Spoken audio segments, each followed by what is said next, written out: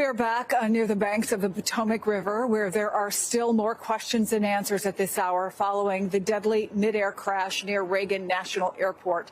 Joining us now is Democratic Senator of Virginia, Tim Kaine. Senator, I would say it is good to see you again, but certainly not under these circumstances. Tragedy doesn't begin to describe it. And I just wonder what you're feeling and what you're hearing at this hour.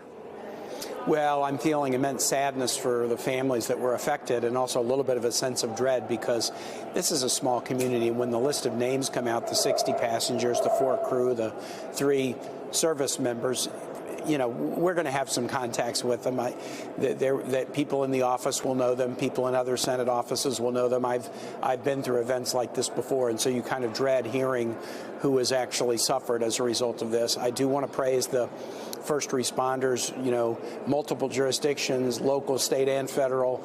I was there at the airport about 6:30 this morning, and to see them working so well together in the recovery operation and already starting the investigation, that's great. But look, we have a lot of questions. I think there's going to be a briefing by the National Transportation Safety Board, a public briefing later today, and you may have some sort of preliminary thoughts from them about what they're looking at. But clearly, they're going to be looking at the flight paths of the plane and the helo, and questions like, were either aware of each other? Were they aware through visual ID? Were they aware because of what they heard from air traffic control? Were they aware because of instrumentation on board? Had there been any changes to the flight paths of either that would have been, you know, last minute that could have affected the awareness of one for the other? Those are the kinds of questions that we'll be digging into. The NTSB takes the lead on the investigation. They're good. They do a very good job. You don't speculate. You don't, you know, throw odd ideas out. You follow the facts, and you don't want to get blinded to the true facts because you have a hypothesis that may turn out to be incorrect. But they do a good job, and we'll know the answers.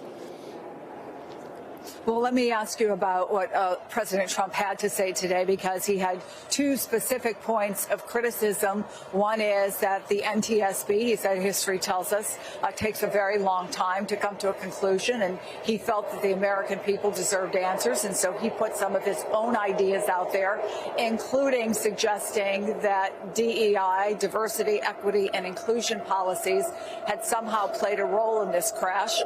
What's your reaction? Well, my reaction is that's sickening. It turns my stomach. Imagine you're a family member and you're grieving the loss of a family member, and you have the President of the United States telling you that your loved one was killed because of DEI when he has 0 evidence, and I mean 0, I mean less than 0, to suggest that's true. It's been reported today that President Trump scrapped an aviation safety board that was advising the DHS on January 22. Maybe he wanted to change the subject and not have to answer questions about why he did that. There was not an FAA administrator named. Okay, he's named somebody today. Great, but his decision to, instead of comfort grieving families, start to play a blame game is really sickening, and maybe there's something that he doesn't want to have the public pay attention to. It is likely that the NTSB will get to the bottom of this. They will figure out what exactly happened here. And we don't know that this has anything to do with it. But I do want to ask you, Senator, about last year when you were among many lawmakers who warned against adding flights at Reagan International because it's already so busy. It did ultimately get passed as part of the FAA reauthorization. But does that deserve, in your mind, another look?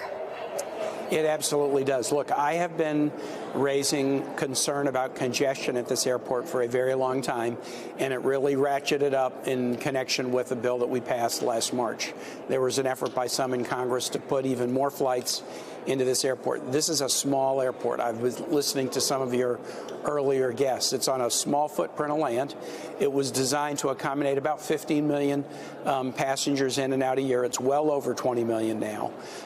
Because of the overuse of this particular airport, it has pretty significant delay issues, and that kind of overuse can also lead to safety. I myself use this airport a bunch, and I have been, you know, in July, my wife and I were returning from a flight, and we got very close to landing and had to do an emergency, you know, one of those where they pull up and they swing you around to land again because of some kind of activity on this very, very busy runway. And so I'm very troubled. I talked to my colleagues about that last year. I said it would be a mistake to try to jam more flights into this airport. And also, as your guests indicated, it's not just the airport. It's also a really complicated airspace. There are parts of this airspace over D.C. that are restricted.